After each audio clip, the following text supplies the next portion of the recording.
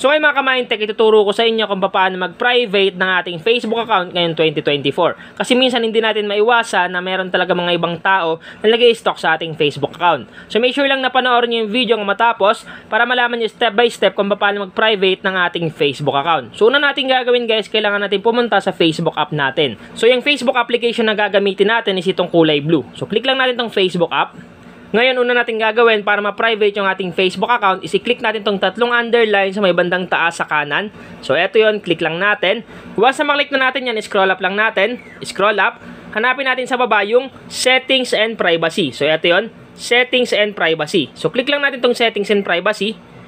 Then, pag na-click na natin to, hanapin naman natin dito yung Settings. So, eto yun, sa pinakaunahan. Click lang natin tong Settings. Then, pag na-click na natin yung Settings, scroll up lang natin. Hanapin natin dito yung Tools and Resources. So, ito yun, Tools and Resources. Sa baba niyan, merong Privacy and Checkup. So, ang gagawin natin, i-click lang natin tong Privacy and Checkup. Click natin. Pag na-click na natin yan, meron ditong tatlong settings na dapat galawin natin. So, una natin isa-setup dito is yung Who Can See What You Share. Click lang natin. Once na maklik na natin yan, sa baba niyan, merong nakalagay na continue. So, ang gagawin mo lang, click mo lang tong continue. Then, dito dapat may kailangan tayong i-setup na settings para maging private yung ating Facebook account. Una, yung phone number. Dito guys, sa phone number, dapat nakasetup yan sa Only Me. Para ikaw lang mismo yung makakakita.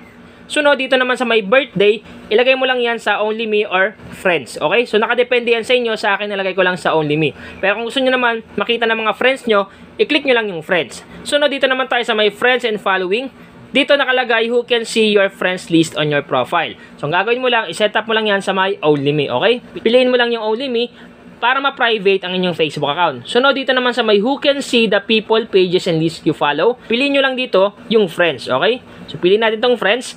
Once na ma-setup mo na yan, susunod natin gagawin, click mo lang tong next. So, click natin. Then, sunod dito naman tayo sa may post and stories. So, dito tayo sa may default audience. Click lang natin to sa may gilid.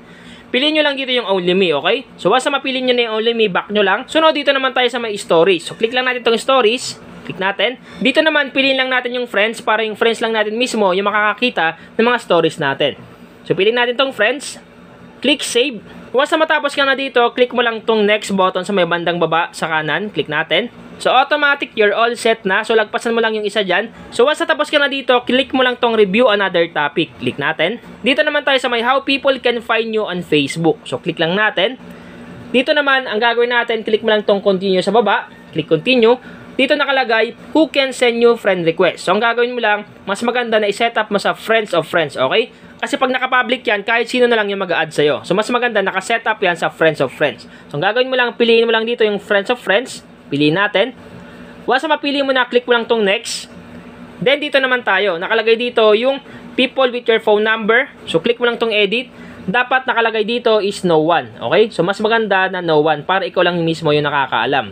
Dito naman sa may people with your email address, same lang din. Click mo lang yung edit at piliin mo yung no one. Once na mapili mo na, click mo lang tong next button sa baba. Then, dito naman dapat naka-turn up lang yan. So, click lang natin tong button sa katabi para ma-turn up siya. Click mo lang tong next button. Click next. Then, nakalagay dito, you're all set. So, finish na yung pag-setup natin dito. Susunod natin gagawin, click mo lang tong review another topic ulit. Click natin. Then, dito naman tayo sa may pinaka-last settings na isa-setup natin. So, click lang natin tong how to keep your account secure. Click lang natin. Dito naman nakalagay, how to keep your account secure. So, ang gagawin mo lang, click mo lang tong review. Click review. Then, dito nakalagay, is your password private? So, kung gusto nyo magpalit ng password, okay lang. Pero sa akin, hindi na ako magpapalit kasi nga okay na yan sa akin. So, ang gagawin mo lang, click mo lang tong skip. Then, dito naman sa may control your alerts, dapat naka-on yan. So, ang gagawin mo lang, click mo lang tong next. Then, sunod dito naman tayo sa may two-factor authentication. So, click mo lang tong get started. Click get started. Dito maraming pagpipilian tulad ng authentication app, text message, at security key. So sa akin, nakasetup na yan sa authentication app. Pero kadalasan na ginagamit talaga is yung sa text message. Kung gusto nyo sa text message, guys, click mo lang tong text message. So kayo na bahala pumili kung ano yung gusto nyo security method. Pwedeng authentication app, pwedeng text message, or security key. So nasa sa inyo na yun. So ganun guys yung pag-private ng ating Facebook account ngayong 2024 para hindi basta-basta may stock ng kahit sino man na nagtatangka na tingnan yung ating Facebook account. So sa ganun paraan guys, 100% safe and secure na at private na yung ating Facebook account. Sana nakatulong tong vlog ko ngayon. Once again, Mindtech PH, thank you and God bless all.